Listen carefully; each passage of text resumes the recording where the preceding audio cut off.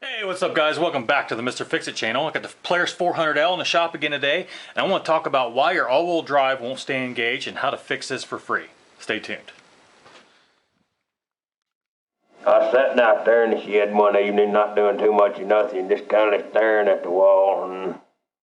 Alright, for the sake of brevity, I went ahead and removed the plastics to this, just so we can get access to the wiring. Alright, so what I'm talking about here is when you put the machine in forward, or maybe it's reverse, and you turn your all-wheel drive on, your shifter is moving ever so slightly because it's 30 years old or older, and it's wore out, and your all-wheel drive is coming on and off like this. Now, the simple answer is to just replace your shifter. Well, that's expensive and that's a lot of work to replace this shifter. Now, there's a cheap and easy way. Actually, it's not even cheap. It's free. I'm going to show you how. Now, this can be dangerous to both you and the machine. If you're climbing a hill and you're expecting four-wheel drive and it just suddenly stops working, that could end up bad. And also, if you're spinning the rear tires and the all-wheel drive suddenly comes back on, it's going to destroy or severely damage the front drive of this machine.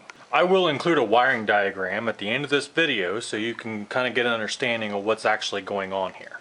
Looking at the spaghetti nightmare and the side of this machine here, what we're going to do is we're going to find the gray-white wire coming from that switch. So you're going to trace those wires down to this connection panel, and you're going to find that gray-white wire, which happens to be this one, and we're going to unplug this wire. And what I'm going to do is I'm going to plug this into this section. I'll put up on the screen what this board looks like without all the wires connected, so this will make it simpler for you. And what we're going to do is we're going to connect this in with the red-white wires. So find an empty spot in the red-white section. There's one right there. So I'm going to plug this in right there.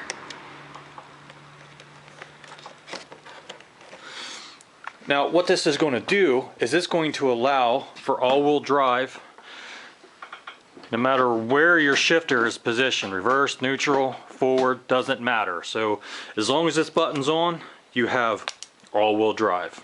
And of course, it'll turn off when you turn your key off. Now what happens is that shifter gets wore out over time, and there's a little toggle switch in there that tells the machine whether it's in neutral, reverse, whatever. As you move this, that's what actuates the switch. Reverse and neutral. That little switch doesn't allow for all the excess movement of a worn out shifter. Yeah, you could replace the shifter. That would probably be the expert opinion, but this is free. This is not going to cause any damage. Nothing bad is going to happen to your machine. So have fun, enjoy. So by doing this modification of the wiring, I just want to put this in here that you will have all-wheel drive and reverse without using the override button. So keep that in mind.